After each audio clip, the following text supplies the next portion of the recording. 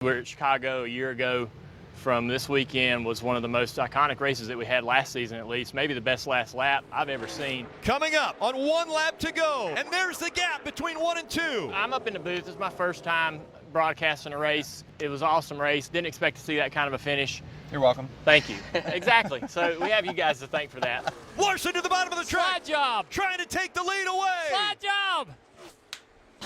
Almost. Yeah. Going into turn 1, you got to decide on running the top. How do you make that decision? You're going to go to the top this last lap. Because I knew that's where he was going to go. I knew that if I went to the top, he was going to throw it in and pull a slider. You knew that? I knew that. I'm like, he's going to pull a slider. He's a dirt guy. So I was actually like in the entry point, like about the 3rd mark. I'm like, I started to inch back just a little bit because I figured he's going to just right up in front of me and I'm just going to cut down and pass him back off the corner.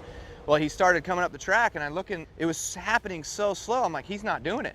So I just gassed it and just tried to get that run back off the corner in order to drive back by him as fast as I could.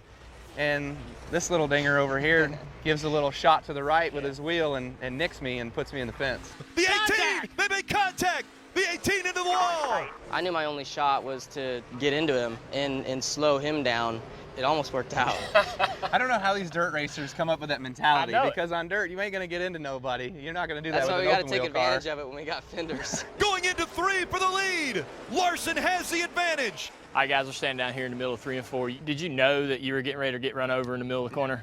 Well, I knew I had like the way best. you turned that. I knew I had that was what was maybe gonna happen, but I didn't want to be that guy to be scared about it going into the corner and run wide open, through these bumps and get tight, and then him just, drive back by me on the bottom. I felt like I'd have felt worse about myself if I did that. So I was like, I'm just gonna go in there, run a little bit deeper than maybe I thought. You drove into turn 3 and ended up in the fence. So that was. I think I drove in further than a truck.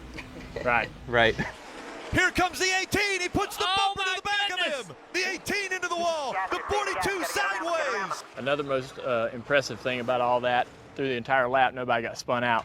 But you had probably the most impressive save coming off turn 4. That's why nobody got spun out, is because the driving talent from right here. Yeah. Yes. So he hit me, and I think my spotter's like, he's in the wall, and I'm sideways, so I got my hand like ready on the shifter because I'm like, I think I can still win this thing. And I'm like just waiting for my RPM to get low enough, and I ram it into 3rd. By that point, I think he was gone in front of me, but I still, I wanted to run, finish. Well, it'd have been really cool for me to drift like that and get the win, but it was a fun finish.